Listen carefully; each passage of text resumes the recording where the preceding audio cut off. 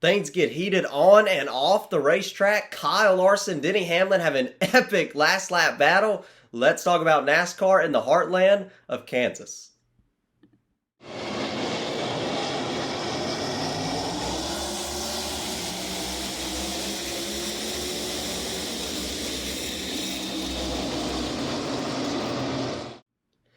Hello, everybody. Welcome to Dirty Air. I'm your host, Alex Lambert, and let's talk about NASCAR in Kansas. We had a 20-plus lap battle. Denny Hamlin trying to run down Kyle Larson. We'll break all that down. We'll obviously talk about things getting heated on pit road between Ross Chastain, Noah Gragson, a punch thrown. We'll talk about what happened on track to cause that. We'll go through the top 10, and of course, we'll take a quick look at the point standings. But we have a packed show today on Dirty Air talking about this Kansas race. Kansas has become probably one of my favorite mile-and-a-half tracks, very similar to Chicagoland, but maybe one of my favorite tracks in NASCAR in the Cup Series right now, because we got a phenomenal race this year, and we've had a few phenomenal races in the past, but we had a great show today, really throughout the entire race. There was one point where there were a lot of cautions, a lot of cars spinning, coming off of turn 2 onto the back straightaway, which is definitely not good. I'm sure the teams will look into that and try to, fix that going into the fall race at Kansas. With the hot track, slick temperatures didn't help with that. But let's talk about the battle for the lead at the end of the race. Kyle Larson, Denny Hamlin, those two guys were fast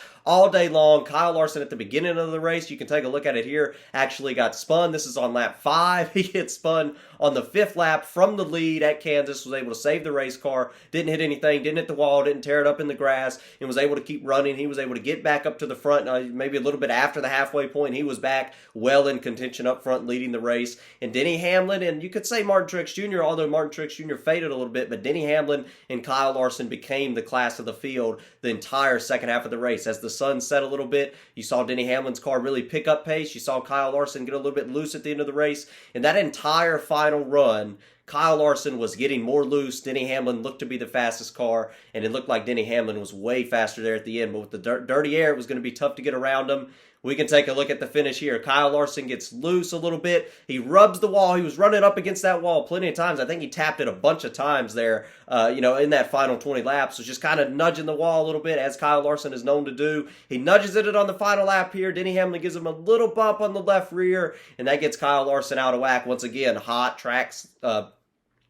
slick track temperatures. Kyle Larson gets loose, slams the wall. Good save by Kyle Larson there not to wreck it and at least get a solid second place finish. Get some points out of the day at least for Kyle Larson. But Denny Hamlin comes home the winner. His 49th career win, tying him with Tony Stewart on the all-time win list. So an impressive career already for Denny Hamlin. His first win, by the way, since the 600, the Charlotte race last Memorial Day weekend last year. So it's been almost a calendar year since Denny Hamlin's won a race. He got back to victory lane today, which is good for him. And this is also his 4th win at the Kansas Speedway. So Kansas Speedway has been really good to Denny Hamlin, and it was obviously really good to him today. So congratulations to Denny Hamlin on the win. I thought it was a really clean race. Kyle Larson said he wants to take a look at the replay before he says anything about it, before he really breaks into it, and you have to respect that. But man, Kyle Larson he had a handful there at the end of that thing, where he was just trying to hold it still, trying to hold off Denny Hamlin. And if you're Denny Hamlin, you got to do something. You can't just ride in second. You can't just get stuck in the dirty air. And I don't even know if he meant to touch him, but he just barely tapped him there, and he got Larson all out of whack. So congratulations to Denny Hamlin, 49th career win. The fans did not like that, getting rid of one of your fan favorite drivers at the end of the race, Kyle Larson. The fans were booing Denny Hamlin, trying to boo him out of that place, but Denny Hamlin certainly going to be celebrating tonight 100%.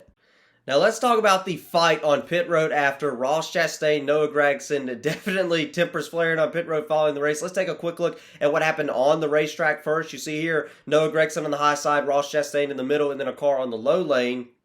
So Ross Chastain was kind of pinched up himself a little bit, but definitely goes up the track a little bit, puts Noah Gragson in the fence. Gragson obviously a little upset about that, comes back down, shows his just displeasure on the racetrack, gives him a little bit of a nudge there, showing him that he's upset. And then obviously on pit road following, we can take a look at that as well. Noah Gragson walks over, very visually upset, confronts Ross Chastain, grabs Ross Chastain, and then Chastain obviously throws a punch there, makes contact, and things got very heated on pit road following the race.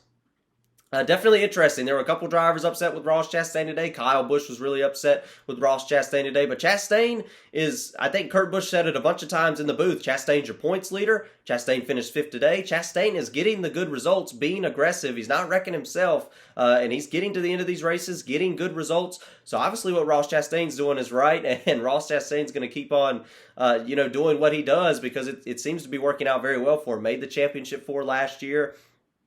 So definitely want to continue to see what Ross does.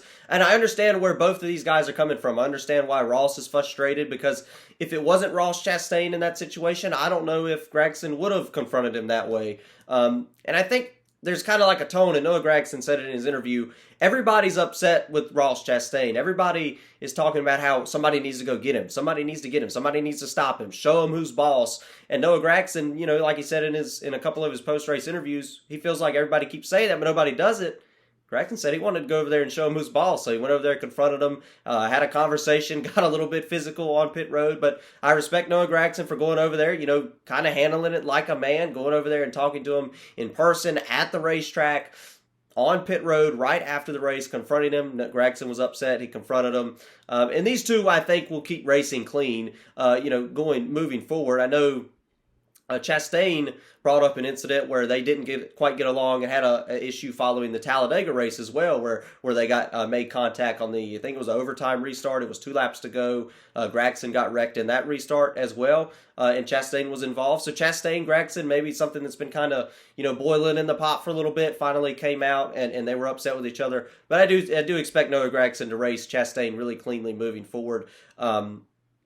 And it'll be fun to watch those two guys. Noah Gragson obviously has had no speed this year at all. That team is really suffering right now, moving to Toyota next season. They're not getting a whole lot of speed from the Chevy engines at this current time. So we'll have to see how that maybe rivalry continues moving into next season. But Noah Gragson did say he's going to have to pass me. He's going to have to lap me a couple of times, and he's going to have a shot to get him back there. So definitely want to keep an eye on those two moving to Darlington next week. So I do want to take a look at the top 10 here. Let's take a look at all the finishing results. Obviously, I mentioned Denny Hamlin, who won the race. Kyle Larson finishing 2nd today. William Byron came back from a hectic day. It looked like William Byron's day had gone into a disaster. I believe he was up front early on in the race, was in the top 5 early on in the race, then had problems on pit road. I think he had a loose wheel, come down pit road, got a pit road speeding penalty, and had multiple problems all day long. I believe he was in a few cautions in this race. Just a awful day for William Byron. Was 3 laps down at one point, and then he pulled something crazy and goes up there and gets a 3rd place finish. A very impressive run by William Byron. This is why I think he's going to be a really big threat. If he can hold, because you remember last year he was fast at the beginning of the year and then faded when we got into the month of May and we got into the month of June. If he can hold this speed, William Byron's a legitimate championship threat right now with the amount of speed. He's already got 2 wins on the year. The amount of speed he has at every week, led over 100 laps at Dover last week. Really fast William Byron, able to recover from these types of incidences is something that wins you a championship. And William Byron obviously gets a 3rd place finish after going 3 laps down in this race. So very impressive for him. Bubba Wallace, we'll take a look at the points in just a little bit as far as where he is on the cut line, but Bubba Wallace with a solid day. Kansas is probably his favorite racetrack. Obviously won there last fall, run pretty decent today. Looked like he was about a 4th place car all day long. The Toyotas all day were really fast. They were the class of the field. Then at the end of the race, you saw the Hendrick Chevys kind of going in there and causing them some problems, as we saw. The closer we got to the end of the race, the sun started to set just a little bit over a majority of the racetrack. But we saw Bubba Wallace hold a solid 4th place finish. Decent day for Bubba Wallace getting 4th. Ross Chastain, like I said, was in some controversy all day long. Kyle Busch was mad at him. Noah Gragson was obviously mad at him. And then Ross Chastain still comes away with a 5th place finish. Maybe your most consistent driver right now. He is your points leader, and he's in the top every week. Isn't able to get those wins. It's been over a calendar year since Ross Chastain has got a win. He hasn't got a win yet this season, but want to consider him a threat because he's like consistent at every track. He's a top 5 car at every track, but not the fastest car at every track. So kind of strange how that works. Joey Logano was able to really work what he had because he did not have the fastest car whatsoever. Was outside the top 20 for the majority of the race. Got 10 stage points. Won the 2nd stage off of a late call. There was a caution with like 2-3 laps to go. They restarted with 3 laps to go in the stage. Logano got all those stage points. So getting the stage points is good for Logano. And then was able to, once he got up front on another pit cycle call, he was able to stay in the top 10, so 6th place for Joey Logano. Chase Elliott was also one of those drivers, kind of used strategy call, used the clean air out front to stay out front. Chase Elliott with a solid 7th place finish. Martin Truex Jr. Like I said, Truex was one of those guys at the beginning of the race. It looked like he was going to be the best car because it was like a Truex-Hamlin battle, and then that kind of switched to Hamlin and Larson battle, and then obviously Truex faded a little bit, finished in the 8th position, so disappointing for him not to get the 2nd win in a row. Tyler Reddick, another one of those Toyotas. Once again, all the Toyotas were super fast all day long. Finishes 9th. Austin Dillon was able to use some strategy, get up into the top 10, get a solid 10th place finish for Austin Dillon today. I'm sure he'll take that. A couple drivers I do want to mention that didn't have finishes that were running up front for majority of the day. Christopher Bell, obviously, all the Toyotas, like I said, all 6 Toyotas were extremely fast all day. Christopher Bell was no exception in the top 5. We never really got to see what happened with the track changing just a little bit, and the drivers working on their cars. We never got to see if Christopher Bell would have been able to get something and win today's race, or get up there and give Denny Hamlin a run or Kyle Larson a run for their money. But Christopher Bell was super fast all day. Hate to see what happened to him. Something about coming off of turn 2 at this track, got the drivers loose, went down and slid into the wall. I believe Chastain was involved in that incident as well, but that looked to be a little bit more of a racing incident where the 20 car had a lot of speed and then just they made some contact. Christopher Bell obviously didn't point that at Ross Chastain at all in his post race interview, but that's disappointing for Bell because Bell's trying to get some points on the season, obviously trying to go for more wins. Bell's maybe your best Joe Gibbs driver right now. Obviously, Denny Hamlin winning, opens that up for debate. But Christopher Bell, obviously one of your top drivers in the Cup Series right now. Unfortunate for him to be out so early. Kyle Busch, once again. Kyle Busch, we talk about how RCR is really struggling at the shorter tracks, the shorter ovals, like, a Phoenix. Really struggled at Dover the last week. But at these types of racetracks, these mile-and-a-half, cookie-cutter, intermediate-style racetracks, the RCR cars seem to be really fast. Kyle Busch especially. He looked like he was, maybe a 15th place car for the beginning of the race, and a couple of pit stops, stage breaks, worked on the car, got it way better. It looked to be like a 5th or 4th place race car. We never got to see what he could do out front with that Chevrolet because unfortunately ended up getting caught up in a wreck as well on that same stage break restart where it was, we restarted with 3 laps to go in the stage. That's frustrating sometimes because it just causes such hectic situations. And Kyle Busch unfortunately got the tail end of that and destroyed the race car. We hit the inside wall. Kyle Busch finishes second to last, gets 2 points on the day. Super frustrating for Kyle Busch. He had a super fast Chevrolet. Could have, at least could have got a top 5. Maybe could have gave him a run for the win. We'll never know. We'll never get to see that. But definitely really disappointing. Let's just take a very quick look at the playoff standings here. Like I said, Keselowski is currently above by 66. Chris Buescher is in the playoffs as well by 47 points. Once again, this is only 12 of the 26 races complete, so we still have a long ways to go. Alex Bowman is not racing right now. He falls to 15 points below. Most likely, if he's not back at Darlington, he will fall below the cut line, so that cut line will move up just one bit. Or down just one spot.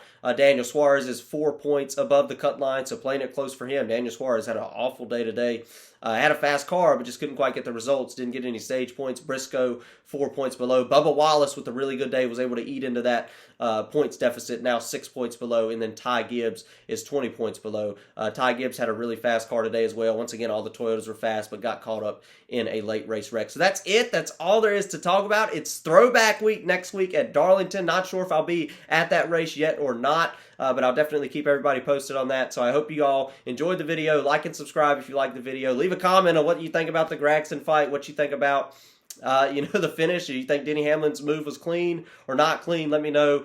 And of course, that's really all there is to talk about it about Kyle Busch finishing in the 35th position. Let's get rowdy.